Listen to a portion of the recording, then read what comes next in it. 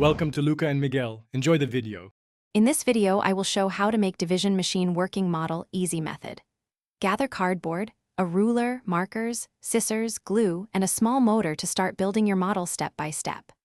Align a circular dial with numbered slots, attach a driven wheel, and connect gears so one rotation divides counts into equal parts.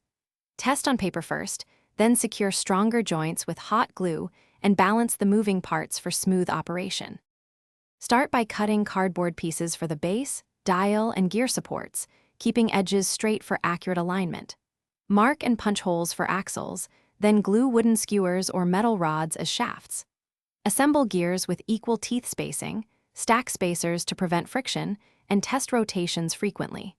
Adjust tolerances by sanding or trimming parts until the dial lands exactly on each numbered slot without sticking. Mount the motor and secure it to the base using double brackets or hot glue, and connect a battery pack with an on-off switch for control.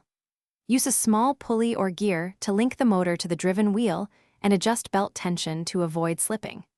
Calibrate the rotation speed so one step equals one division, count rotations, and fine-tune gear ratios until output matches expected division results.